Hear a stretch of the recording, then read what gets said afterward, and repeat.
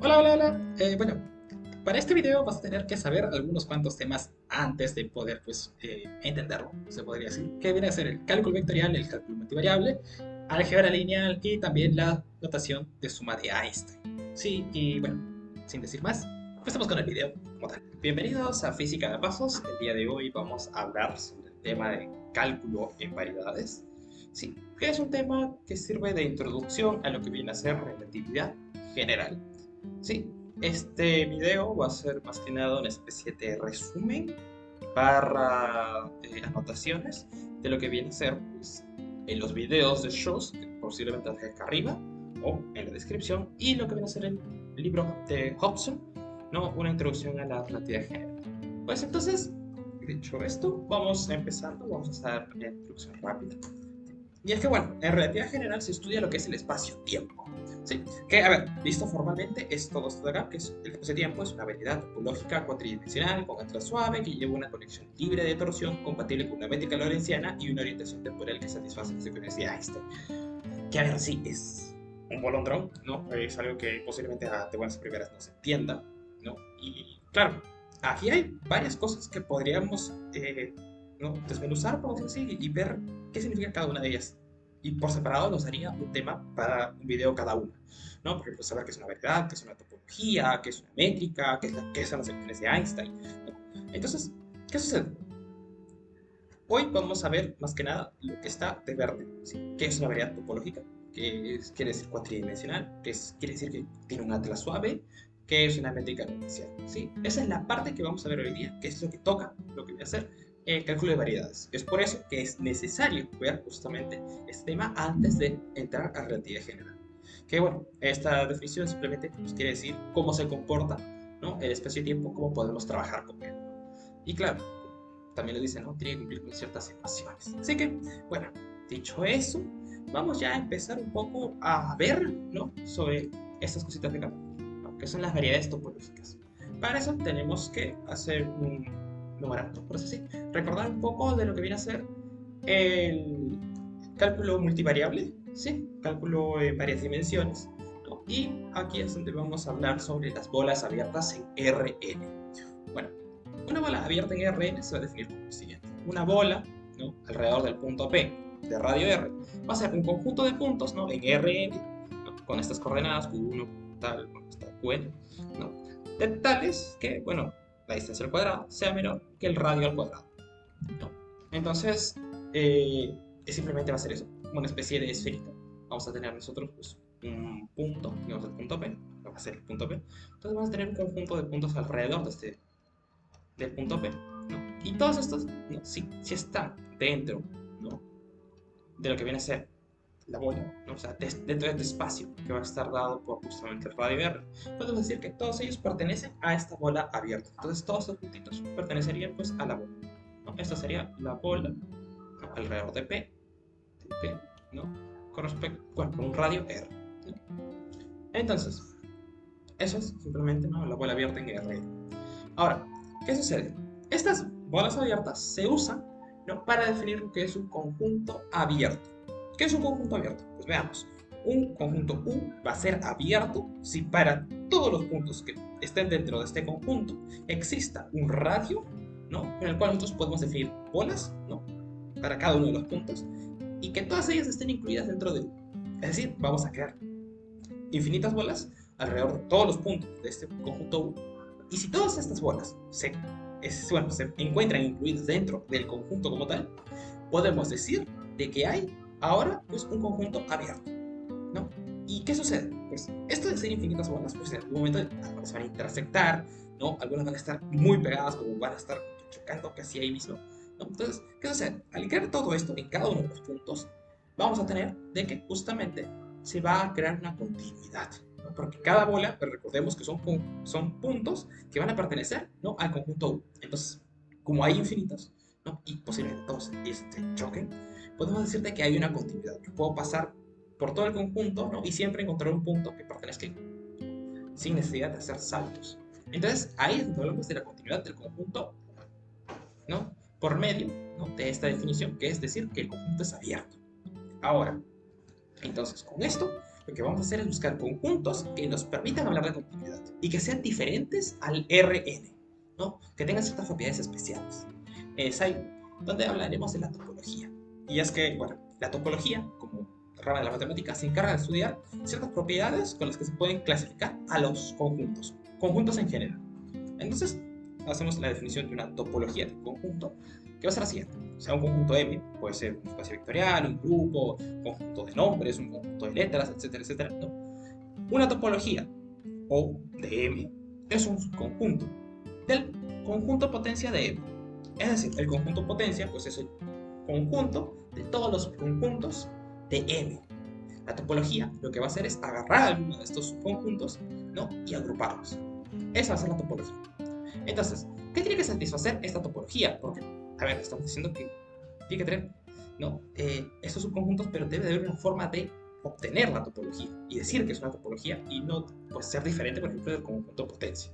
¿Cuál es? Pues tiene que satisfacer lo siguiente. Primero, la topología tiene que tener incluido al vacío, tiene que tener incluido al conjunto como tal. ¿Sí? Estos son dos requisitos específicos. ¿Sí? Ambas cosas tienen que estar dentro de la topología. ¿Qué más? Para todo conjunto, bueno, para cualquier parte de conjuntos que estén dentro de la topología, por ejemplo el U y el V, no, se tiene que tener que su intersección también esté en la topología. Es decir, todas las partes, ¿no?, de cada conjunto tienen que estar dentro también de la topología. Ahora, ¿qué sucede? Si yo tengo, pues, digamos, una colección de conjuntos, ¿no? En este caso, con conjuntos alfa, ¿no?, que están dentro de la topología, la unión de estos conjuntos, ¿no?, sean 2, 3, 5000, cuantos quieran, ¿no?, también tiene que pertenecer a esta topología. Entonces, si todo esto sucede, ¿no?, si todas estas cosas se cumplen, podemos decir, efectivamente, esto es una topología, ¿sí? Y no es otra cosa diferente. Entonces, con esto ya tenemos la topología. Y si al momento de buscar estos conjuntos, ¿no?, vamos a encontrar ciertas propiedades especiales. Pero bueno, eso es para otra ocasión. ¿Qué sucede? Pues nosotros podemos definir un espacio topológico como simplemente el conjunto de ambos, ¿no?, el conjunto que estamos estudiando y su topología. Ahora, ¿qué sucede? Hacer todo esto de que las intersecciones sean parte de la topología, de que las uniones también sean parte de la topología, en realidad es un símil con lo que viene a ser las bolas, ¿no? En cada pelotita nosotros podíamos poner, ¿no?, que era justamente que estaban dentro del conjunto. Como estaban dentro del conjunto, ¿no?, si se intersectaban, por ejemplo, la intersección también tiene que estar dentro del conjunto. Las dos bolitas, al unirlas, también estaban dentro del conjunto. Entonces, al hacer eso, nos damos cuenta de que hay cierto simil, ¿no?, con lo que pide la topología, con lo que es la definición de un conjunto abierto. Y sí, en efecto, una topología al final no es más que un conjunto de conjuntos abiertos, ¿sí? De modo que nuestro M podríamos considerar, ¿no?, que va a tener varios conjuntos abiertos y esa va a ser su topología. El M, por ejemplo, también podría ser considerado una topología. Pero es para más adelante.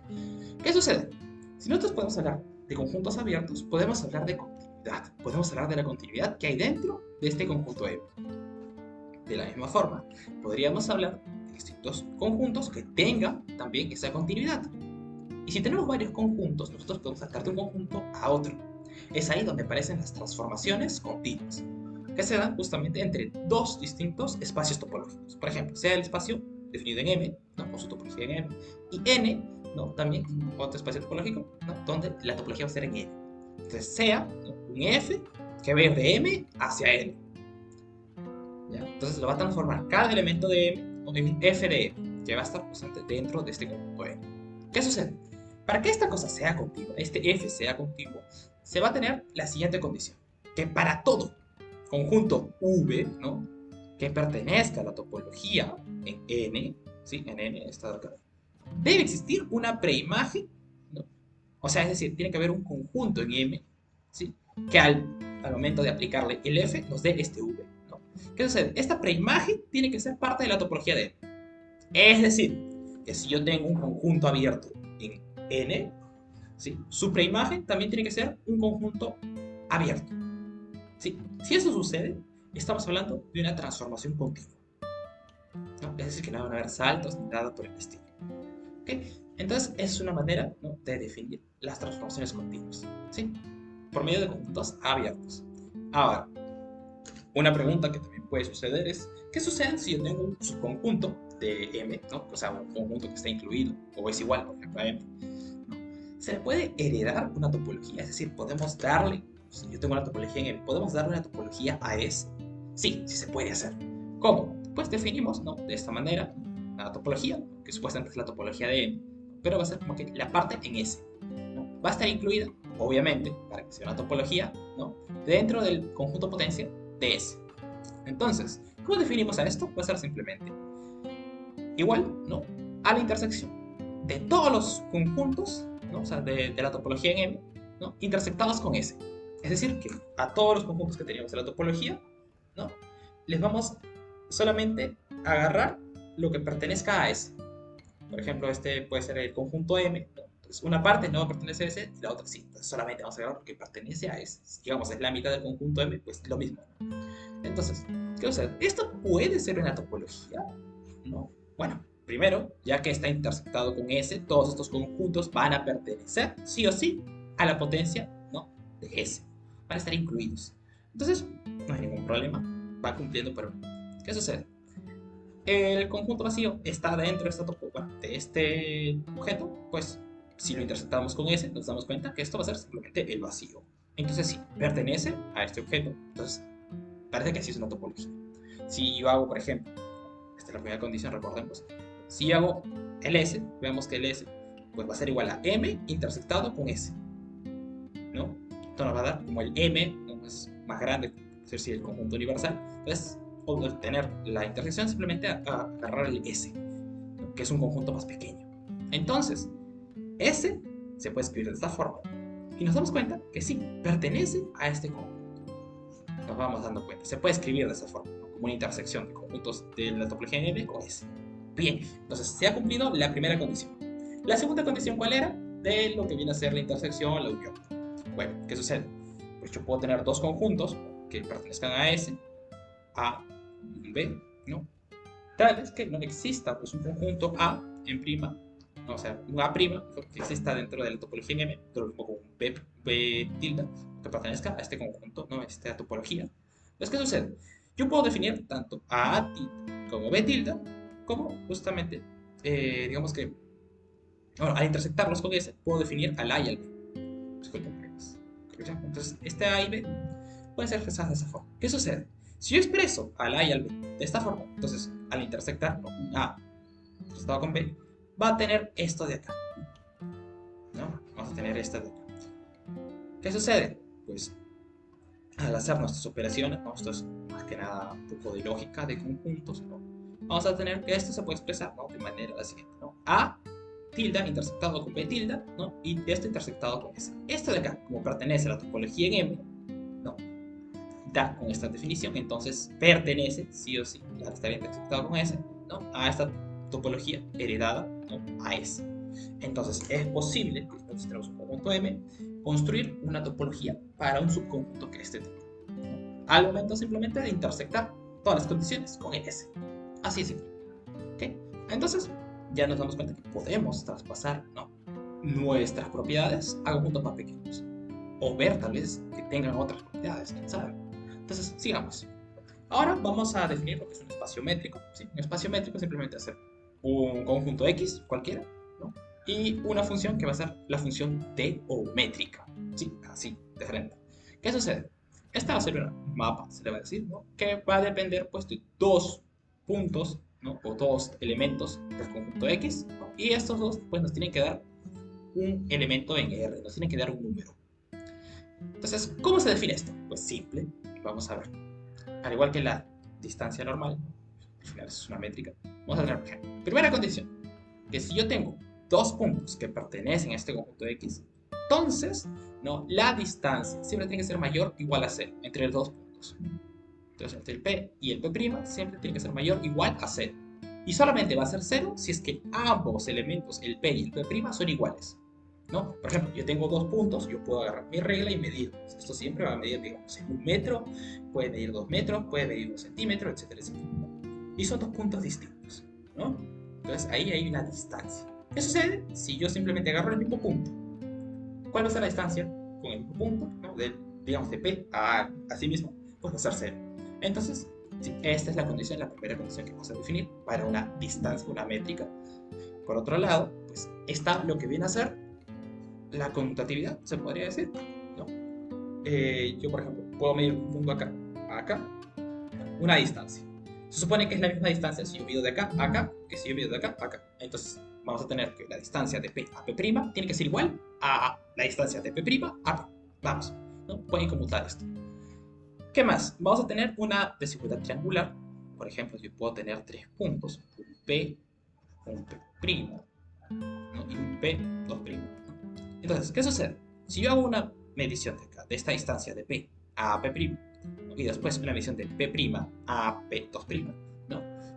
Esto de acá, siempre, estas dos, digamos, este va a ser un A y este va a ser un P, ¿no? Esto siempre va a ser mayor que este lado C, que va a ser la distancia de P a P2', ¿sí? O en cualquier orden, por ejemplo, acá estamos diciendo, ¿no? De P a P', tiene más, ¿no? P' a P2', siempre tiene que ser mayor o igual que la distancia, ¿no? De P a P2', ¿no? Esto siempre se va a cumplir. Esta es la desigualdad triangular, ¿sabes? Justamente porque se forma un triángulo, vamos. Y esto siempre tiene que cumplirse para todas las métricas, ¿sí? Es más, con estas que nosotros definimos, ¿no? Con estas tres condiciones definimos que es una métrica. Vale. Ahora, dicho todo esto, podemos pasar ya a lo que es una variedad. Nosotros habíamos dicho pues de que nuestro espacio tiempo es una variedad topológica cuatridimensional. Entonces, vamos a ver qué es esto. Bueno, una variedad va a ser un espacio topológico, ¿no? M, con su propia topología, va a ser d-dimensional si se cumple lo siguiente. Para todo P que pertenece a este conjunto, va a existir un U que pertenece a la topología, es decir, un subconjunto, tal que existe un X, ¿no? Una transformación que va a ir de U, ¿no? A un subconjunto de lo que viene a ser el RD, ¿no? Que es justamente los reales, ¿no? Un conjunto, vamos a decir, de dimensional. Y claro, nosotros podemos decir de que esta variedad va a ser d-dimensional justamente por este RD. ¿Sí? Esta D es justamente la dimensión que va a tener nuestra variedad topológica. A ver, ¿y cómo vemos esto? Porque sí, suena medio complicado, ¿no? Esto puede verse un poquito más con truco. Y bueno, vamos a verlo así. Vamos a tener una superficie esférica. Sí, vamos a hacer esto. Por ejemplo, nosotros tomamos una pelotita acá. Vamos a verificarlo. Por ejemplo, esto puede ser el planeta Tierra. ¿Sí? Vamos a verlo como es. ¿Sí? Entonces, ¿qué yo puedo hacer? Puedo hacer un mapa, ¿no? De esta superficie esférica. Solamente lo de afuera, o sea, la cascarita, ¿no? de la esfera, ¿no? Como si fuera una pelota y lo de adentro es aire. Entonces no lo contamos, solamente contamos lo de afuera. ¿Sí? Esta superficie. ¿Qué sucede? Pues nosotros esto de acá lo podemos representar con un mapa, ¿no? Y eso es justamente lo que hacemos, por ejemplo, con el planeta Tierra, ¿no? Entonces hacemos todo un mapa terrestre. Pues acá está América, Sudamérica, etcétera, etcétera. Por acá está Europa, África, etcétera, etcétera, etcétera. Bueno, ustedes entienden. Esto de acá, bueno, va a ser un mapa, ¿sí? Mal dibujado, pero es un mapa, ¿no? De lo que viene a ser, pues, el planeta Tierra, que sería, pues, una superficie esférica, ¿no? Entonces, esto de acá, nosotros podemos transformarlo en un pedazo, ¿no? De, justamente, de R2. Entonces, como este es R2, ¿sí? Este R2, esta superficie va a tener dimensión 2. La dimensión de S va a ser igual a 2. ¿Por qué? Porque podemos transformarlo, ¿no? Justamente en un plano, un pequeño cuadrado que pertenece justamente al conjunto R2. Sí, esa es nuestra idea. Poder transformar nosotros nuestro conjunto, ¿no? En un pedazo de algo que conozcamos bien. Por ejemplo, en este caso el R2, el R3, el R4, etcétera, etcétera, etcétera. Por eso es que nosotros dijimos que el espacio-tiempo era una variedad topológica cuatridimensional, porque podemos transformar nuestro espacio-tiempo en justamente, ¿no? Un pedazo del R4. ¿Sí? Va a tener 4 dimensiones, que son justamente las 3 espaciales y la temporal. Que bueno, no podemos dibujarlo porque, bueno, ustedes entienden, ¿no? No es fácil dibujar algo que tenga más de 3 dimensiones, por no decir que es imposible. Así que bueno, dicho esto, podemos hablar también qué sucede con este mapeo, esta X. Pues va a ser un mapa, una transformación que tiene que ser invertible, ¿sí? Es decir, que si yo tengo, por ejemplo, acá un conjunto M, ¿no? Y acá tengo digamos, un conjunto, en este caso, pues, X de U. No, vamos a poner acá el RD, ¿no? Sí, un RD. Y pues acá un conjunto, digamos, vamos a ponerle N, ¿ok? que esté incluido dentro del RD. Entonces, yo voy a tener este mapeo, ¿no? Que va a ir así, clash X, ¿no? Entonces nos va a llevar todo este conjunto a este otro conjunto. ¿Qué sucede? Debe existir sí o sí, ¿no? Esto de acá, un X a la inversa. Es decir, que si yo agarro un punto acá, digamos, M, y este me da un N, debe existir justamente este otro que me lleve de N a N. ¿Sí? Lo mismo. Entonces, aparte de eso, también tiene que ser continuos. O sea, ya vimos, ¿no? Que era justamente la condición de que tiene que ser la preimagen, ¿no? Un conjunto abierto. Entonces, para ambos casos. Entonces, si esto tiene un conjunto acá abierto, acá también tiene que haber un conjunto abierto, ¿no? Entonces, esas van a ser nuestras condiciones para hablar, ¿no? De lo que vienen a ser variedades topológicas. Primero, poder transformarlo por pedazos, ¿sí? Recordemos que esto es un pedacito del M, no es todo, ¿no? En un conjunto de Rn o Rd en este caso, y ese Rn o ese Rd también va a dar pues las dimensiones, y pues que el mapeo que estemos usando, esa transformación tiene que ser invertible y continua. ¿Ok? Ahora, ¿qué sucede? Nosotros podemos agarrar, ¿no? Esos conjuntos, esos subconjuntos que vamos a agarrar, esos pedacitos, con sus respectivos mapeos, ¿no? Y todo eso, pues, llamarlo, el conjunto es el par, ¿no? Se va a llamar una carta o un sistema coordenado. Carta viene justamente de mapa, que hemos dicho, ¿no? Y de la misma forma podemos obtener, pues, con esto de acá, varios mapas. Por ejemplo, eso es lo que hacemos, ¿no? Justamente con el planeta Tierra. Tenemos el planeta Tierra, que es una esfera, bueno, una superficie esférica, digamos, ¿no? Y nosotros podemos trazar distintos mapas. Por ejemplo, yo quiero el mapa de Estados Unidos, quiero acá está el mapa de Estados Unidos. Quiero el mapa de Europa, está acá el mapa de Europa. Quiero el mapa de África, agarro este pedazo, ¿no? Entonces cada uno de ellos va a tener pues su propio mapa, ¿no? Este va a tener un mapa acá, este otro va a tener un mapa por acá, ¿no? Entonces digamos, esto va a ser un conjunto, pues, va a ser Europa, este va a ser África y este va a ser, digamos, Estados Unidos, ¿no? Y, entonces vamos a tener, cada uno va a tener pues su propio mapa, va a tener su propia transformación, digamos, este va a ser XU, esto va a ser XE, esto va a ser XA. Entonces esa va a ser la forma en que nosotros vamos a transformar cada uno de estos pedazos. Ahora, son conjuntos distintos, son mapas distintos. Entonces, al conjunto de todos estos mapas, porque podemos sacar de acá, digamos, yo puedo sacar otro pedazo por acá, un pedazo triangular tal vez, ¿no? Pues todo ese conjunto va a llamarse un atlas, ¿sí? Y va a ser solamente un atlas, ¿no? Si estos pares, ¿no? Estos conjuntos que van a representar estos pares, pueden, ¿no? Al unirse, formar al M, ¿sí? Entonces ahí es cuando nosotros vamos a hablar de un atlas. O sea, tenemos que cubrir todo el conjunto M. O sea, conjunto M, ¿no? Acá tengo un punto U, acá tengo un punto V, ¿no? Acá tengo un conjunto, digamos, W y acá un Z. Entonces yo puedo hablar de un atlas si, bueno, estos de acá conforman el M, ¿no? Y cada uno tiene su propia carta, su propio mapeo, ¿no? Entonces, ya con eso definimos lo que es un atlas, definimos también lo que es una carta o sistema coordenado, eso es muy importante, ¿sí? Y bueno, el X va a representar a este sistema coordenado, ¿sí? Porque es lo que nos va a dar al final, pues, ¿no? La posición, digamos, de los puntos, por decirlo así. Y bueno, como dijimos también, esto de acá, pues, al final es justamente lo que nos lleva al Rn. Así que sí, es lo que nos va a dar, pues, esas coordenadas. Y bueno, dicho esto, podríamos ya hablar, ¿no? Un poquito sobre lo que viene a ser las variaciones, ¿no? Aquí es donde aparecen justamente las variedades diferenciables. Y es que, ¿qué sucede? ¿No? Por ejemplo, yo puedo tener, ¿no? Curvas, puedo tener funciones, puedo tener transformaciones en un Rn, ¿sí? Pero ahora yo quiero que esto sea más general, ¿no? Yo quiero que sea en conjunto M. Por ejemplo, una curva, ¿no? Nosotros, por ejemplo, era pues por medio, digamos, un lambda que va a depender de un parámetro t, digamos, el tiempo. Entonces esto iba a darme pues, de R, digamos, a un Rn.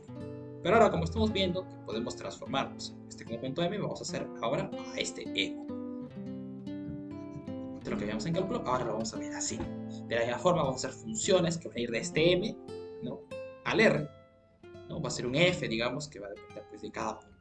De la misma forma, vamos a hacer transformaciones que van a ir de un espacio vectorial a, bueno, de un espacio topológico, a otro espacio topológico. Entonces, ahí es donde tenemos que tener en cuenta la transformación de las coordenadas, ¿sí? Estas transformaciones deben ser diferenciables. ¿Por qué? Esto en parte también porque, como dijimos que son continuos, que tenemos conjuntos abiertos, ¿no? Si nosotros podemos transformar un conjunto abierto, otro conjunto abierto que es diferenciable, por ahí, pues como tiene que haber inversa, todo esto, también se va a poder obtener también lo que es justamente la diferenciación por el medio. Que claro, ahí hay ciertas cosas que se tienen que tener, agarrar con pinzas, porque no es como que, ya, este de acá es abierto y este es diferenciable, entonces este puede ser diferenciable si hay una transformación. No, hay algunas cositas que se tienen que tener. Pero por el momento vamos a ver esto de las árboles de coordenadas no diferenciables. Y para eso tenemos que llegar a este tema, uno de los más pesaditos, la geometría diferencial. Y aquí es donde comienza ya lo verdaderamente fuerte. ¿Qué sucede? Vamos a tener que definir las curvas y sus variedades. Vamos comenzando con eso, ¿no? Para poder ver más o menos cómo entra el cálculo dentro de la topología, ¿sí? Entonces, ¿qué sucede? Vamos a definir entonces una curva que va a ir de R a M. ¿Sí? Ahora, yo puedo sacarle las coordenadas a esta curva. ¿Cómo? Dijimos que las coordenadas van a ir de, justamente, de M, ¿no?, a P, que va a ser el X. Así. Y esto pertenece, pues está incluido pues, a un RM, o Rn en este caso. Entonces, lo que vamos a hacer es pues, justamente expresar las coordenadas de la siguiente forma. Va a ser un conjunto de números, ¿no?, con este índice, va a ser el índice variante. Y bueno, van a depender de un parámetro U, que justamente va a ser el real. Bueno, entonces, ¿qué sucede? Esto de acá va a ser al final, ¿no? Estas coordenadas se pueden hallar de la siguiente forma. Va a ser justamente aplicar a este número U esta curva que habíamos hecho acá, o sea, esta transformación, ¿no? Y aplicarle a eso las coordenadas, ¿sí? Como podemos aplicar las coordenadas al M, podemos aplicar también a esta curva. Y nos va a dar, pues, un conjunto de números en R, o sea, unas coordenadas. Ahora, nosotros podemos hacer, con esto, ya tenemos lo que es una curva. Tenemos un parámetro que va de 0 a 1, digamos, ¿no? Entonces, podemos transformarlo en una curva dentro de M, ¿no? Esa es nuestra idea. Entonces ahora, ¿qué sucede? No necesariamente vamos a tener que trabajar con curvas, sino que podemos trabajar con cosas más grandes, superficies, volúmenes, hipervolúmenes. Ahí entra el tema de las muchas dimensiones. Y ahí es donde entra a tallar lo que viene a ser las subvariedades, ¿no? ¿Qué sucede? Nosotros podemos crear variedades dentro de una variedad. Así como hay subconjuntos, hay subespacios, ¿no? Podemos hacer también subvariedades. Para eso, pues, vamos a tener un n que esté incluido en n. Ahora, recordemos que acá hay dimensiones, al igual que, por ejemplo, con los espacios vectoriales, ¿no? Si yo quiero un subespacio vectorial, tengo que quitarle dimensiones. Lo mismo va a ser acá, porque al final, recordemos que podemos transformarlo en Rn, y Rn se puede ver como lo que vienen a ser espacios vectoriales que tienen dimensiones. Acá va a suceder lo mismo.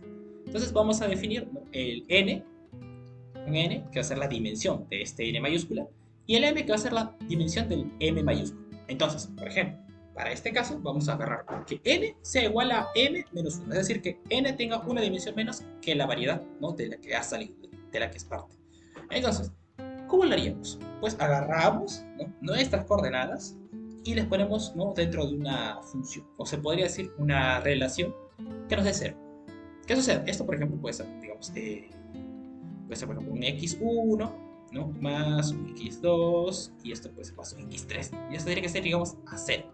Entonces, esto de acá nos va a dar, por ejemplo, si esto fuera bueno, en este caso va a ser m, ¿no?, digamos, en R4, en R3, disculpe.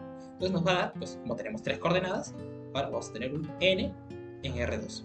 ¿Cómo así? ¿Por qué esto va a ser en R2? Pues nosotros podemos expresar esta coordenada, ¿no?, como lo que viene a ser, pues, ¿no?, la resta de estas.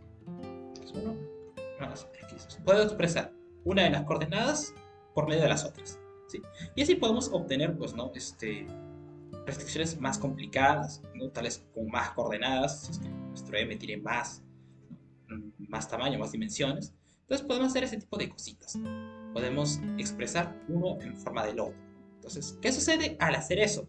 Estás perdiendo dimensiones, ¿sí? Estás perdiendo ahí, ¿no?, tus grados de libertad. Entonces, como estás perdiendo esas dimensiones, ya podemos decir de que eso nos está dando una subvariedad.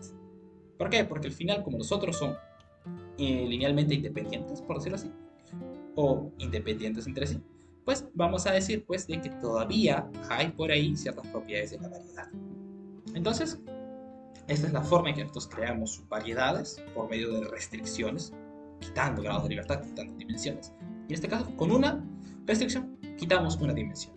Obviamente, si nosotros tenemos, pues, ¿no?, que va a ser que el n, ¿no?, la dimensión del n es igual a m menos l, se van a tener que hacer justamente n, ¿no?, restricciones, ¿no?, cada una pues con todas las coordenadas de m. Aquí vemos que justamente hay m coordenadas, ¿no?, que son m dimensiones, ¿no? Entonces de esa forma podemos crear, ¿no?, subvariedades para cada caso. Y claro, con eso ya podemos trabajar también con coordenadas, podemos ver, dijimos, planos, digamos, superficies, volúmenes, cosas por el estilo. Ahora, ya que las coordenadas se pueden expresar en Rn, podemos hacer lo siguiente. Puedo hacer una transformación de coordenadas. Transformar mis coordenadas en x, ¿no?, transformar las coordenadas x en x'. ¿Cómo hacemos eso?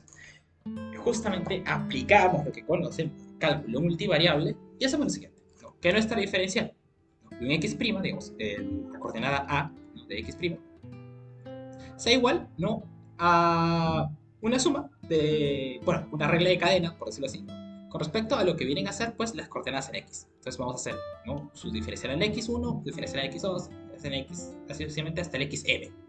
Claro, cada una de ellas, pues, por regla de la cadena, va a ser de la siguiente forma. Va a ser justamente la derivada, ¿no?, de esto de acá, ¿no?, respecto a lo que viene a ser la coordenada con la que estamos trabajando en cada sumando. Entonces va a ser así, ¿no?, va a ser una suma de derivadas por una diferencial. Claro, esto es una regla de la cadena, toda regla. Ahora, si nos damos cuenta, esto de acá, ¿no?, esto de acá en realidad se puede expresar como un sistema de ecuaciones lineales. ¿En serio? Sí. Esto va a ser, pues, justamente una diferencia del x, que vamos a expresarlo así, x' en este caso, ¿no?, por una matriz, que va a ser la matriz de la transformación, por lo que viene a ser la derivada o las diferenciales de estos x, de esta x sin nada. Entonces podemos nosotros expresar, ¿no?, de la siguiente forma la matriz de la transformación, como, ¿no?, la derivada de un x' a, ¿no?, respecto a un xb, ¿no? Entonces esta va a ser nuestra matriz. Tenemos esta que es la matriz, ¿no?, de transformación, ¿no?, que justamente al final es solamente para cumplir la regla de la cadena. ¿Okay?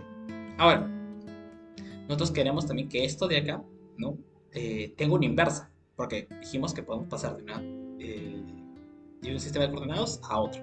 Y para eso tiene que existir, pues, la determinante, ¿no?, la determinante de esta matriz, que vamos a representarla por j y que tiene que ser diferente de 0. ¿Sí? Ahora, este tiene que ser diferente de 0 porque la inversa, pues, va a tener, ¿no?, se podría decir determinante, la inversa, ¿no?, de este j. Así es un poquito. La inversa, la determinante de la inversa es la inversa de la determinante. Entonces, claro, para esto, si se cumple esto, ya tenemos una inversa. Claro, ahí es donde podemos hacer un poquito la regla de la cadena. ¿Qué pasa si yo hago, pues, digamos, no sé, diferencio, o derivo, ¿no?, un x' a respecto a otra coordenada, a la b, digamos? Entonces, yo puedo hacer una regla de la cadena y vamos a tener esta expresión de acá, ¿no? Si yo, por ejemplo, va a ser una sumatoria, ¿no? Pero en este caso, pues, acá un que va a depender de x, de xc, y el otro, pues, también va a ser derivando xc con este. Entonces va a quedar de esta forma. Esta es la forma de la regla de la cadena. Y claro, aquí, ¿qué va a suceder? Pues esto de acá nos damos cuenta de que es un elemento de esta matriz, ¿no?, que es el prima y abajo el x. Y este de acá, por el contrario, es justamente de la inversa, ¿no?, porque acá lo que estamos haciendo es pasar de los x a los x', y este está pasando, pues, del x' al x. Entonces este es de la inversa. Y claro, cuando vemos la que viene a ser los índices, vamos a tener esto de acá. Por ejemplo, este va a ser el AS y este va a ser, pues, el elemento CB de esta matriz. Y claro, al final, como esto está multiplicando y esto es una sumatoria, nos damos cuenta de que esto no es más que lo que viene a ser, pues, multiplicación de matrices, ¿no?, de matrices inversas, lo cual nos tiene que dar, pues, al final aquí una delta económica. Es decir, que un x' a va a ser independiente del x' b, ¿no? Eso es lo que nos quiere decir. Si estos son iguales, esto va a ser 1. Si estos son diferentes, ese es 0. Entonces, claro, si esto es 0 y estos son diferentes, entonces ahí hablamos de la independencia de cada una de las coordenadas. ¿Sí? Eso es lo que tienes que tener en cuenta. Ahora, vamos a definir la métrica, ¿sí?, para estos casos. Dijimos simplemente que iba a ser, pues, una función, ¿no?, que iba a depender de los puntos. Entonces, para eso vamos a agarrar este pedazo, que es un pedazo de longitud al cuadrado. Tiene que ser igual a un f, que va a depender del x y también de las variaciones, ¿no? De las coordenadas. Estas diferenciales de coordenadas. Lo que nos interesa, pues, que tenga esta forma de acá, ¿no? Esto de acá va a ser llamado tensor métrico. ¿Cómo así? Pues va a ser simplemente un conjunto de números, ¿sí? Que van a tener justamente acá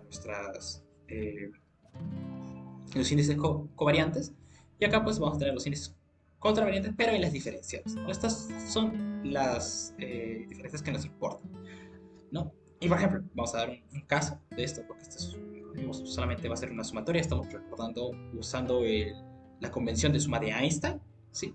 No olvidar eso. Entonces podemos expresar, por ejemplo, en el caso normal, nosotros tenemos pues, ¿no? que la distancia de dos puntos va a ser un r cuadrado, en este caso, va a ser justamente los cuadrados simplemente de las diferenciales, ¿no? Por ejemplo, de x, del y y del z, ¿no? Entonces aquí ya estamos definiendo, por ejemplo, el caso clásico, el caso cartesiano. Entonces, claro, lo que nosotros buscamos es que tengan esta estructura. A veces van a estar combinados acá este x con este y, este puede ser x con z, etcétera, etcétera.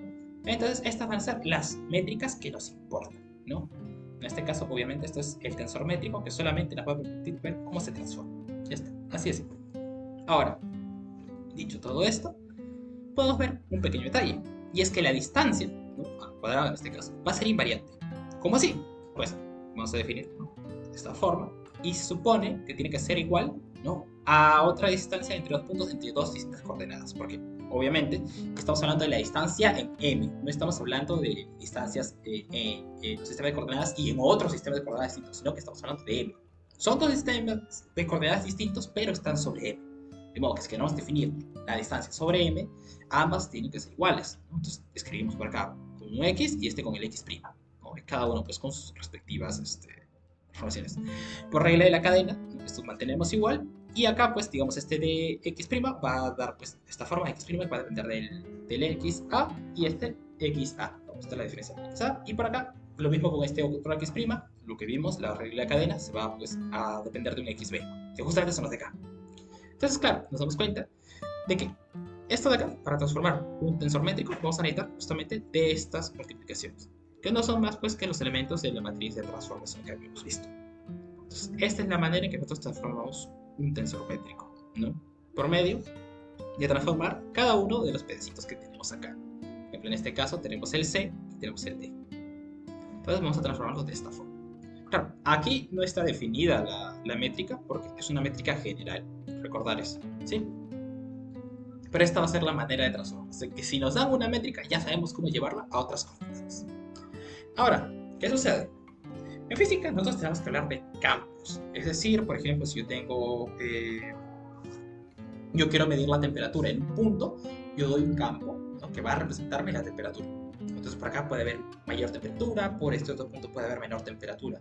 Esos son justamente los valores escalares. Otra cosa que puede ser, por ejemplo, si yo tengo pues un campo electromagnético, ¿no? Justamente de ahí el nombre, el campo, va a tener pues cada punto va a tener un vector asociado, ¿no? Que va a ser por ejemplo de lo que viene a ser el campo eléctrico o el campo magnético, ¿no? Entonces, para eso tenemos que hablar de campos también en esta ocasión. ¿Cómo así? ¿Cómo hacemos esto? Pues, por ejemplo, en el caso de los escalares es fácil, ¿no? Simplemente vamos a hacer una función que va a depender de las coordenadas. Recordemos que como es una respecto a m, ¿sí? No importa cómo cambie mi función respecto a las coordenadas, siempre tiene que ser el mismo valor, ¿no? Tiene el mismo valor, porque recordemos que es sobre m, ¿sí? No sobre las coordenadas como tal. Ahora, ahí tenemos que darnos cuenta, ¿no? Va a haber un cambio, no va a ser phi como tal, sino va a ser un phi primo. Vamos a hacer cambios ahí.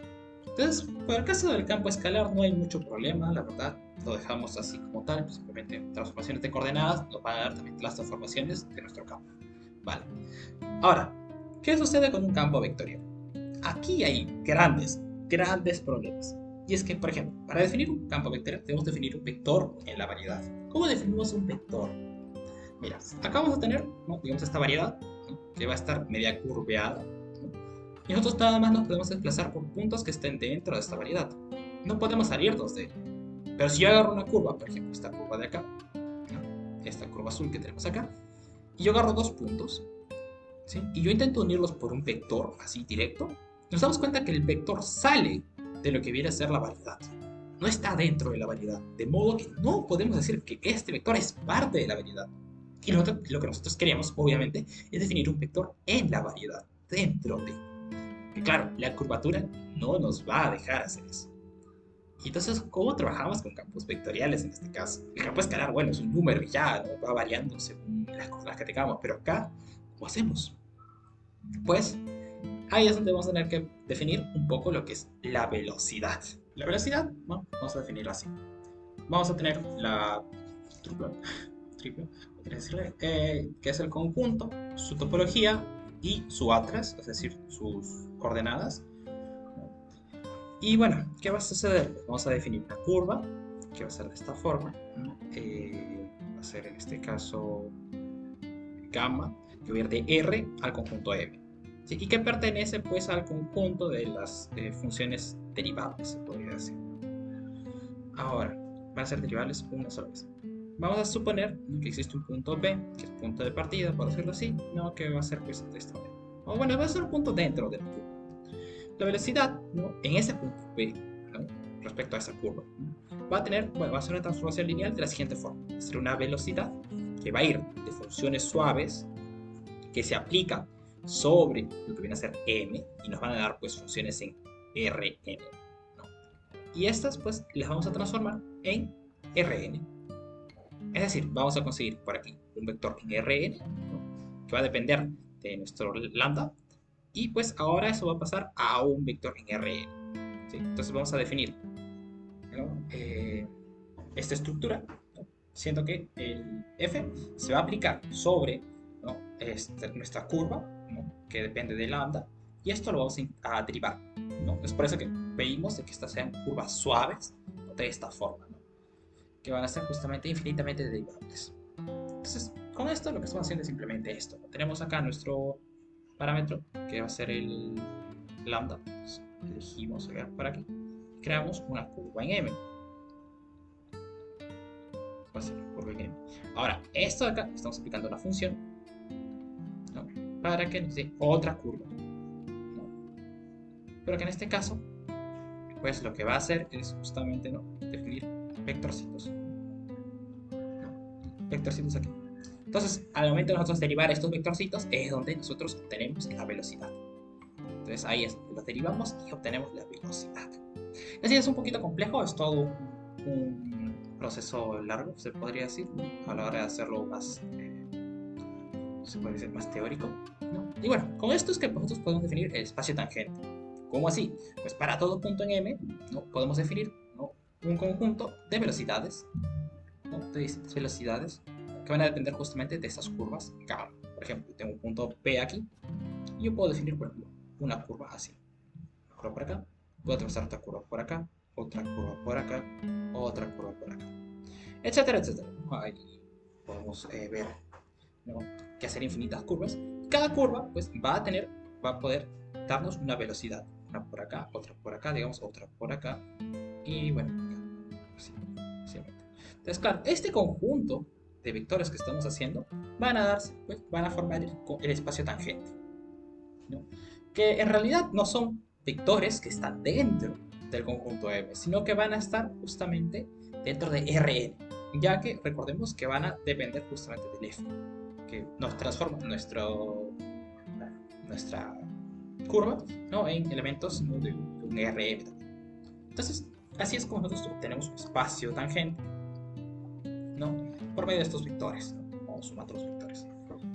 Ahora, ¿qué sucede? Podemos definir, obviamente, pues, ¿no?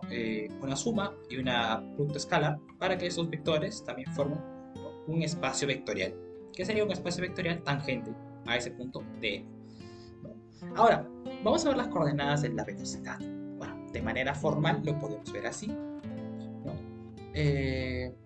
Vamos a tener aquí, pues, de esta forma, ¿no? Esto es lo que habíamos dicho de la velocidad, que va a ser la derivada del f aplicado sobre la curva, ¿no? Que depende de, al final de, que viene a ser lambda. Entonces, derivando sobre lambda. Se puede decir. Entonces, ahora, ¿qué hacemos? Aquí aplicamos una identidad, x menos 1, y acá un x, ¿no? Entonces, vamos a derivar esto, ¿no? Al juntar esto por un lado y este por el otro. Y bueno, acá vamos a tener esta propiedad de aquí. ¡Tarán! Que no es más que la regla del la regla de la cadena, que en este caso, pues, aquí, esto de acá, esta parte de acá, la parte final, pues viene a ser este F, y la parte de acá viene a ser el G. Entonces vamos a derivar esto respecto a esto, y esto respecto a esto, ¿no? Entonces, al derivar esto respecto a esto, simplemente se mantiene eso así, ¿no? Pero esto de acá nos va a dar coordenadas. Recordemos que estas son X. Entonces, podemos no decir que la coordenada, ¿no? Y de esto de acá. Esto va a darnos un número, como tal. Esto de acá. Entonces, ¿qué sucede? Esa otra parte va a ser la derivada de f respecto a justamente lo que viene a ser esto de acá, que van a ser las coordenadas. Entonces, claro, como aquí estamos ya agarrando solamente una de esas coordenadas, aquí también vamos a agarrar una de esas coordenadas. Entonces, va a ser derivar respecto de un vector a otro vector. Entonces, esto de acá nos va a dar pues esto de acá, que es una especie de vector, ¿no? Entonces, aquí vamos a tener pues un valor numérico, que es este de acá, multiplicado por un vector, ¿sí? Porque recordemos que el f nos va a dar una especie de vector. Y como esto está derivado respecto a otro vector, pues acá se hace una complicación y ya tenemos esta forma, que es de un vector con su coordenada. Entonces esta sería, de nuevo, las coordenadas de este f. Pero con esto no vamos a trabajar, esto es una manera simplemente formal de verlo. Sí, acá hay bastantes detallitos que puedes revisarlos tal vez a mano, ¿no? O también en las clases de Shul. Pero bueno, vamos a dejar ahí. Sí, esta es una forma de definirlo. Y bueno, vamos a verlo de otra forma, porque esta no es muy satisfactoria. Nos deja este f en medio, con derivado respecto a un vector, ¿no? Que va a tener pues, que ser una coordenada de otro. Esto y multiplicarse por otra coordenada. Bueno, otro, vamos. Entonces, vamos a verlo de otra forma. Vamos a definir dentro de nuestro espacio, ¿no? Tangente, ¿no? Una base que va a ser de los siguientes vectores, ¿no? De los tipos EA. La velocidad se puede definir simplemente como un conjunto de valores con estos vectores, ¿sí? Que van a ser justamente en este caso la notación contravariante. Se dice contravariante porque, bueno, al hacer transformaciones, estos vectores van a ir en contra de esas transformaciones. Por eso se dice contravariante. Entonces, nosotros con esto podemos definir también una base dual, ya que es un espacio vectorial, solamente en ese punto, que darse cuenta. Por medio, ¿no? De lo siguiente, tenemos esto de aquí, ¿no? Que es una condición que se usa justamente para espacios duales, ¿no? Y pues vamos a tener entonces, que esto de acá nos tiene que dar pues, una delta de crónica. Así obtenemos estos vectores que van a tener, bueno, estos vectores de acá abajo, con el índice de abajo, que van a ser justamente los covariantes. Esta es la base dual, ¿no? Esta es la versión contravariante y esta es la versión covariante. ¿Sí? Covariante también porque, bueno, debido a ciertas transformaciones varían junto con la transformación, se puede decir. Entonces, ahora queremos ver los desplazamientos, porque ya tenemos la velocidad. Veamos los desplazamientos. Puedo definir un vector desplazamiento por medio, justamente, de este vector, que es justamente la base, por ¿no? cómo varía la coordenada, por así decirlo. Al final esto es una suma, recordemos. Esto es una suma de coordenadas. Entonces, esto de acá, ¿no? Va a ser un vector desplazamiento, porque recordemos que esto es un vector. Entonces, podemos nosotros definir ahora sí lo que viene a ser pues, la distancia, o un elemento métrico. ¿Sí? Entonces, la distancia al cuadrado va a ser esto al cuadrado, obviamente, pero esto es una suma. Entonces, al hacer la suma correspondiente, nos va a quedar de esta forma. Que los vectorcitos, acá esto lo vamos a bajar, esto acá va a ser con A y acá va a ser otro con B. Entonces los vectorcitos de ambos lados se van a multiplicar, en este caso con una especie de producto punto, y pues las diferenciales se van a quedar afuera. Esto, recordemos, es suma de Einstein, ¿no? Es una contracción, acá hay dos sumas en realidad. Y claro, esto de acá se nos hace parecido a algo que habíamos visto antes. En efecto, a la métrica. Estos van a ser justamente, estas multiplicaciones van a dar, pues digamos, un G a B, para lo que viene a corresponder con los índices. Y estos vienen a ser nada más y nada menos que los elementos del tensor métrico. Y claro, de la misma forma que hemos definido estos que están acá abajo, podemos definir los que están acá arriba, ¿no? Usando la forma covariante, ¿no? En este caso es sí, mismo, ¿no? Entonces, covariante y este es contravariante. Entonces, este sería covariante y este sería contravariante. Vamos a ver. Ahora, vamos a tener algunas cositas que ver, ¿no? En este caso, por ejemplo, al momento de hacer un producto punto entre dos velocidades, digamos un v y un w, puedo hacer esto, ¿no? Nos damos cuenta de que va a quedar pues, de esta forma, ¿no? Va a ser sus respectivas coordenadas por los vectores, ¿no? Las coordenadas simplemente salen para un costado, y acá nos damos cuenta de este pequeño detalle. Como estos son los vectores, podemos acá simplemente sacar lo que viene a ser el tensor métrico. Entonces, ¿no? Ya podemos hacer este pequeño detalle. Ahora, Esto de acá, pues tenemos esta. Si queremos transformar nuestras coordenadas, podemos hacer justamente esto. Vamos a darnos cuenta de que si yo multiplico este de acá, este componente del vector, como del tensor métrico, ¿no? Lo sumo con estos, o bueno, W. Esto de acá al final, pues, recordemos, va a ser un E, ¿no? A, ¿no? En este caso sub A, por el B sub B. Como este es E sub B y estas son las coordenadas del vector V, no, de W, entonces esto de acá se va a transformar en el vector W.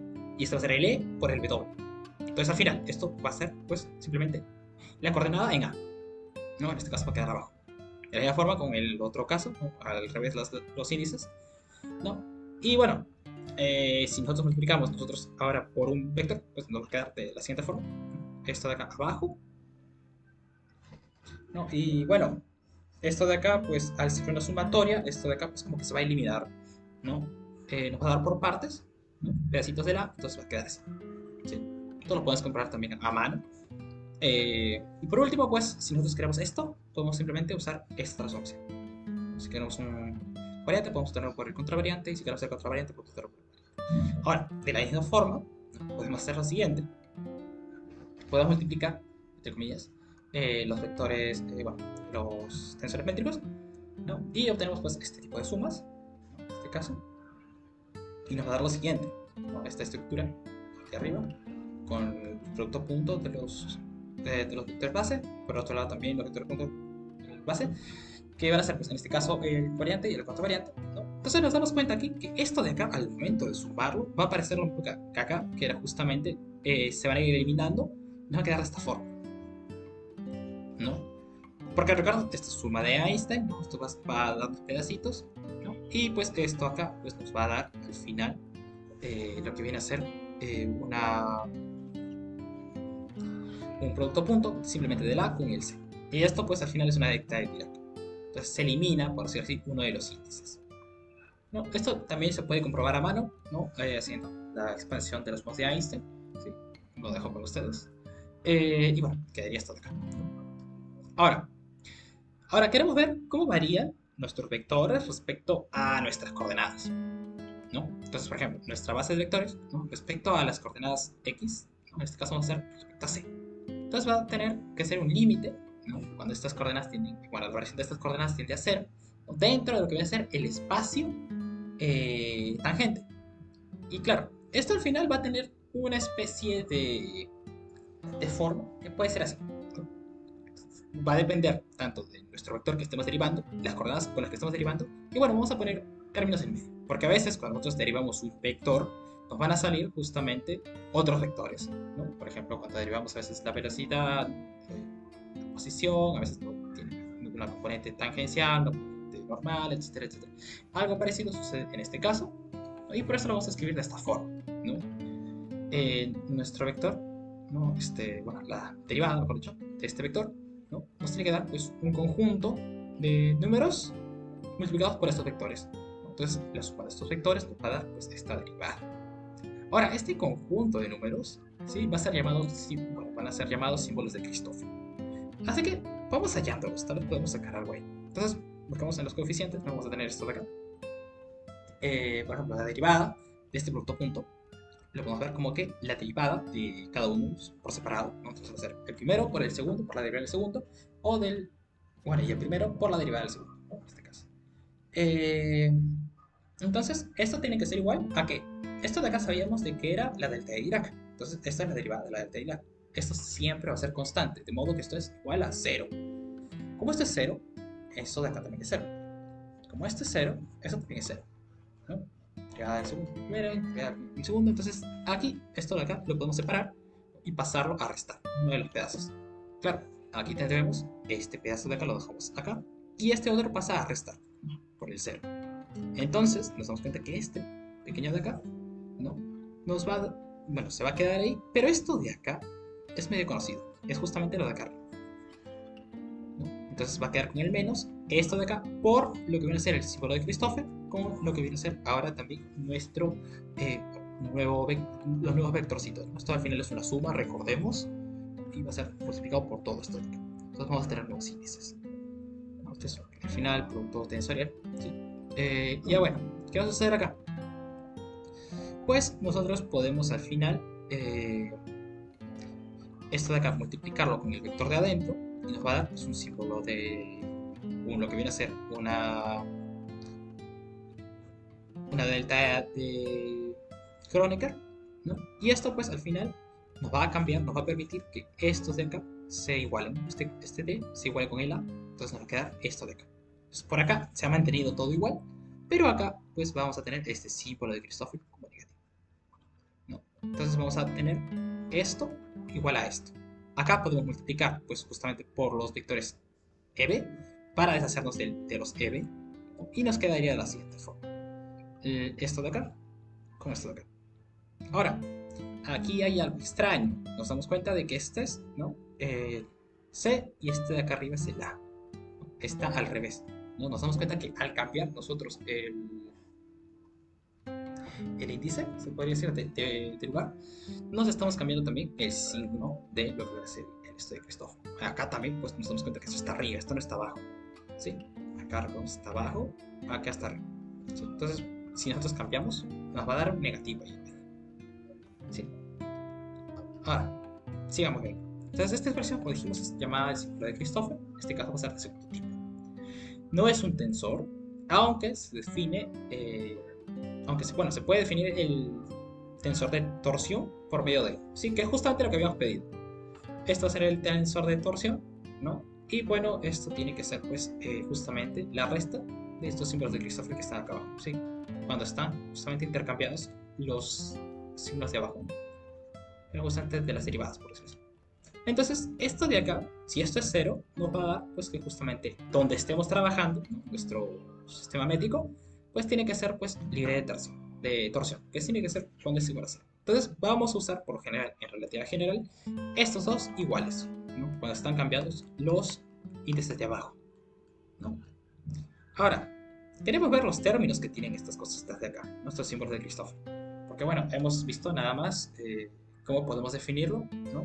De distintas formas para el caso contravariante y el caso covariante, ¿no? Entonces vamos a ver los términos que tienen estos símbolos de Christoffel. Entonces vamos a comenzar. Usamos esto de acá, que es justamente la derivada, ¿no? Entonces, las coordenadas con índice C, ¿no? El tensor métrico va a quedar de esta forma. Recordemos que esta es la multiplicación simplemente de dos vectores base, una sumatoria. Y pues vamos a quedarnos así. Vamos a separar simplemente el primero por el segundo y la derivada del segundo por el primero. Entonces aquí me va a quedar así. ¿Y qué sucede? Esto de acá ya sabemos que son los símbolos de Christoffel, ¿no? Multiplicados por estos vectorcitos. Al momento de multiplicar estos vectores nos va a dar que justamente van a darnos lo que vienen a ser otra vez los tensores métricos. Como estos son tensores métricos, los podemos escribir como tales, ¿no? Este es dB, este va a ser entonces un tensor métrico dB. Este de acá pues es el A, EA, multiplicado por el vector ED. Entonces al multiplicarlo van a ser justamente esto de acá, ¿no? Otro tensor métrico, ADA. Entonces al derivar nosotros un tensor métrico nos vamos a dar cuenta que aparecen los símbolos de Christoffel. Y ahora nos damos cuenta de acá un pequeño detalle. Este es derivado C respecto al tensor métrico AB. Entonces aquí lo que nos damos cuenta es de que justamente van a aparecer un vector, un tensor métrico DB, un AD, ¿no? Y el D está acá arriba. ¿Okay? Y lo que no cambia es lo de abajo, el AC y el BC. Vamos a dar cuenta en cierto orden. Entonces, ¿qué podemos hacer? Podemos repetir esto, pero con distinta orden, ¿no? En la parte de las derivadas, ¿no? Cambiar los índices mudos, simplemente va a ser cambiar, por ejemplo acá, vamos a pasarlo a un derivado respecto a B de un tensor métrico CA, ¿no? En ese orden. Entonces, vamos a cambiar todas las Cs por Bs, vamos a cambiar todas las A por C y todas las B por A. Entonces, cambiamos acá también lo mismo. El D se mantiene en su lugar, ¿no? Los otros van cambiando. Acá va a ser GDA, acá va a ser CD, y pues hacemos lo mismo con el caso donde el C va a ser cambiado por el A va a ser cambiado por el B y el B va a ser cambiado por el C. Nos queda esta otra expresión de acá abajo, ¿sí? Ahora, ¿qué sucede? Hay que sumar, ¿no? Algunas de estas expresiones. Vamos a sumar, en específico, esta de acá, que es la derivada de C, derivada respecto a C, ¿no? A las coordenadas en C, ¿no? Del tensor métrico AB. Entonces, eso lo vamos a sumar ¿con quién? Con este de acá, con el primero que tuvimos. Entonces, al sumarlo, nos vamos a dar cuenta de un pequeño detalle. Y es que, bueno, vamos a tener aquí, pues, este primero, a ver, este que va a ser DA con BC abajo, va a ser BC DA. Ahora, este de acá arriba también tiene uno así, que es este de acá, justamente. Vamos a dar cuenta, este de acá, este de acá, este de acá, este de acá, este de acá, es este de acá, y este de acá es este de acá. Nos damos cuenta que este de acá, AD, va a tener acá un DA. Pero al final, como son simplemente vectores, los podemos conmutar. En este caso, producto punto, nos vamos a dar cuenta que DA va a ser igual al AD. O sea, este de acá es igual a este de acá. Entonces lo podemos cambiar acá abajo, ¿no? Y nos damos cuenta también que como esto de acá, los de abajo, son al revés nada más, este es PC y este es CB, habíamos dicho que estamos libres de torsión, los podemos juntar, ¿no? Y esto de acá nos va a quedar este de acá, que es el AC y este el BC, con sus respectivos tensores métricos, y esto lo dejamos afuera. Estos de acá en realidad son estos de acá, si nos damos cuenta, o sea, al trabajar, nos damos cuenta, ¿no? Este de acá, nos damos cuenta que es este de acá, este de acá, y este de acá, pues nos concuerda con este de acá. Entonces, nos damos cuenta de que en realidad, pues esto de acá aparece aquí. De modo pues que podemos ya expresar, ¿no? Simplemente esto de acá lo dejamos a un lado y esto de acá lo pasamos para allá. Entonces nos va a dejar que el símbolo de Christoffel, ¿no? Con dBc, ¿no? Multiplicado por el tensor métrico AD, ¿no? Todo esto por 2, ¿no? Va a ser igual a esta suma, ¿no? De las derivadas, ¿no? De esta forma, menos esta otra derivada, ¿no? Entonces aquí sí, podemos multiplicar por el tensor métrico AD. ¿Para qué? Para deshacer desde acá. Porque ya sabemos de que eso al final va a ser justamente una delta de Kronecker, ¿no? Entonces multiplicamos y nos queda de esta forma, la delta de Kronecker acá. Y esto va a ser un medio de todo esto de acá, multiplicado con esto de acá, por todo esto de acá. Entonces nos queda de esta forma, ¿no? Nos estamos dando cuenta que este es símbolo de Christoffel, ya con esto de acá, pues simplemente el A es igual con el A, pero acá no hay ningún A, pues va a ser simplemente 1. Va a quedar de esta forma, y acá pues va a quedar esto de acá, ¿no? Un tensor métrico multiplicado por todas estas derivadas. Ahora, con eso se puede definir un símbolo de Christoffel. Esto de acá adentro va a ser el símbolo de Christoffel del primer tipo. Entonces lo vamos a definir así. Que esto, multiplicado por nuestro tensor métrico, AD, que va justamente este A, va a quedarse abajo como reemplazo, y el D con el D pues se van a ir de la suma, ¿no? Entonces nos va a quedar de esta forma. Es simplemente un medio de todo esto de acá. ¿Ok? Entonces ya tenemos los símbolos de Christoffel de primer tipo y los de segundo tipo, ¿no? Y con eso ya podemos ver cómo varía un vector, ¿no? Al momento de nosotros trabajar pues con nuestro M, ¿no? Nuestra variedad. Ahora también tenemos lo siguiente. Esto de acá va a ser igual a estas dos expresiones. Sí, al final simplemente por esto de acá, que te la resta, te lo sumas. Entonces lo podemos escribir también así, ¿no? Esto también se puede comprobar justamente acá. Ahora vamos a ver otra cosa. ¿Qué pasa si yo derivo pues un vector v, ¿no? Respecto a las coordenadas b? Pues vamos a hacer derivada primero de las coordenadas de nuestro vector por lo que voy a hacer los vectorcitos que acompañan, ¿no? Más, ¿no? Las coordenadas por la variación de los vectores. Entonces, claro, esto de acá es simplemente una derivada tradicional multiplicada por los vectores. Esto es como que la parte tangencial. Y esta sería pues la parte, por decirlo así, normal a nuestro vector. Que van a ser pues otros vectores, ¿no? Distintos al original, ¿no? ¿Y qué sucede? Pues acá va a aparecer nuestro símbolo de Christoffel. Pero vamos a tener ahora las coordenadas de nuestra U. Entonces aquí ha cambiado bastante, ¿no? Nuestra derivada. Antes simplemente era esto, se puede decir, más un poquito de acá con esto. Pero ahora aparecen los símbolos de Christoffel, ¿sí? En lo que viene a ser la geometría diferencial un poquito. Entonces, ¿qué sucede? Tanto A como C son variables curvas. Entonces podemos cambiar, ¿no? Un poco el orden, se podría decir. Y pues aquí, por ejemplo, este es C con C, ¿sí? Pero y este acá es A con A. Entonces acá yo puedo poner C con C y acá A con A. Al final, pues quedaría de esta forma, ¿no? Acá no hemos cambiado nada de esta parte. ¿Y qué sucede? Como esa variable curva, las hemos cambiado y nos damos cuenta que acá es EA y acá es EA. Al final recordemos que estos son sumas, simplemente son sumas grandes. Podemos cambiar el orden, no hay ningún problema. ¿Y qué sucede? Pues podemos todo esto de acá comprimirlo, ¿no? Factorizar el EA, que son los vectorcitos, por sus componentes. Esas serían las componentes, ¿no? La variación de las componentes originales más las componentes multiplicadas por los símbolos de Christoffel, ¿no? Esto recordamos que es una suma también. Ahora, llamaremos estos coeficientes de la siguiente forma. Por medio de una gradiente, ¿no? Haciendo un poco también de comparación con lo que viene a ser el cálculo multivariable que habíamos visto, ¿no? Entonces acá vamos a tener nuestro gradiente, ¿no? Y esto va a ser igual a esto. Esto es lo que vamos a definir simplemente. Entonces esta es la llamada también derivada covariante, ¿no? Vamos a tener de esta forma. Y pues ahora ya solamente nos queda eso, ¿no? Ya tenemos estas definiciones. Ahora, justamente, como dijimos, ahí podemos definir la gradiente de esta forma. Para un campo escalar, tenemos así, ¿no? Simplemente es derivar al campo escalar respecto a los, y bueno, poner los, que vienen a ser los vectores base. Vamos a tener la divergencia, que es esto de acá, lo que habíamos visto antes, justo esto que hemos definido.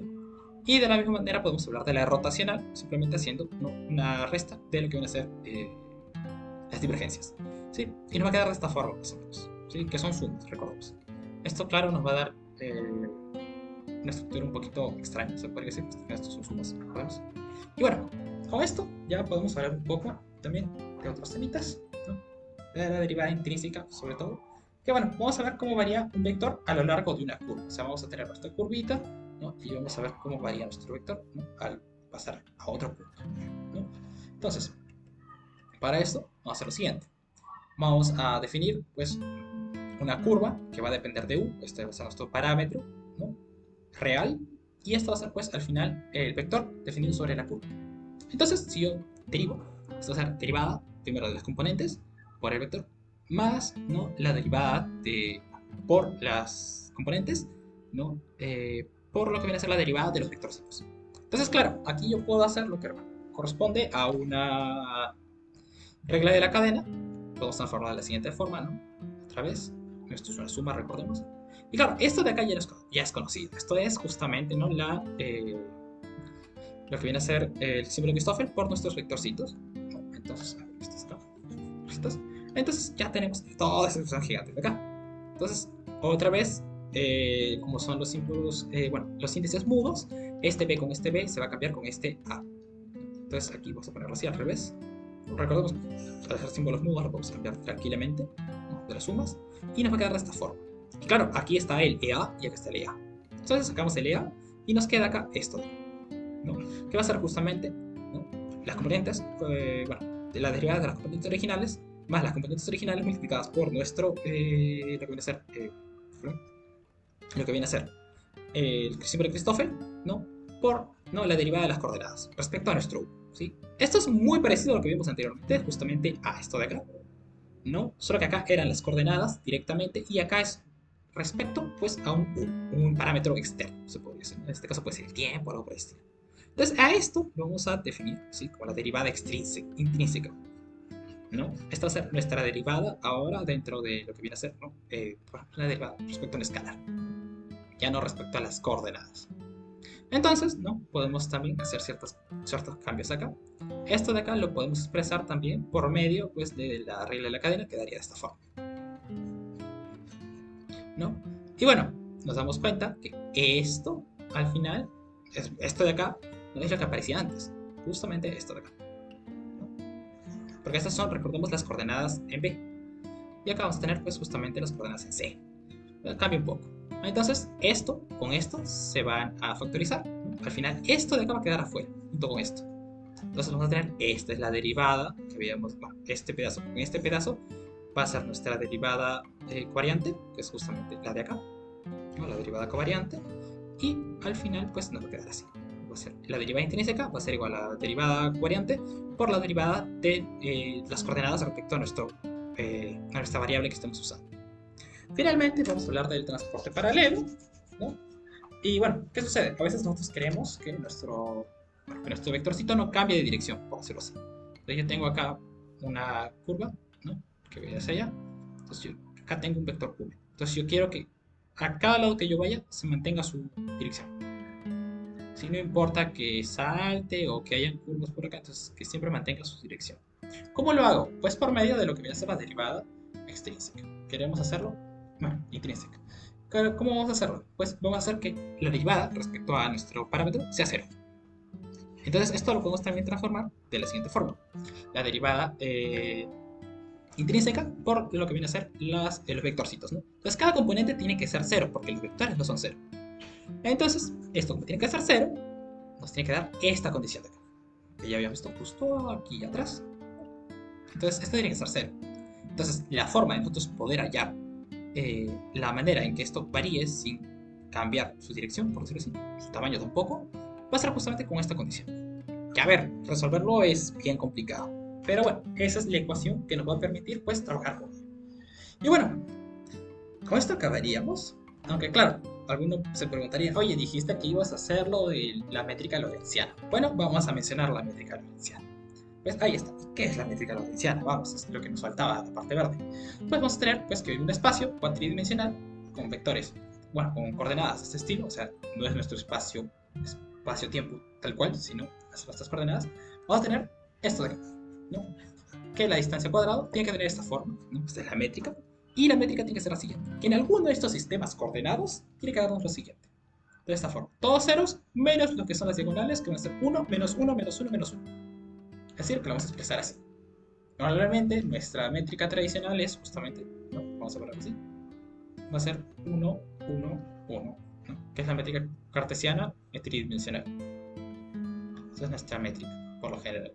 Nuestra métrica tradicional que teníamos, ¿no? Por ejemplo, que nos enseñan para hacer las distancias, justamente en un plano cartesiano, en un espacio cartesiano de 3 dimensiones, ¿no? Pero en este caso la métrica lorentziana va a ser esta. Entonces, esta que nos olvidamos, y vamos a tener, pues, en alguno de estos espacios, vamos a tener que se cumple esto de acá.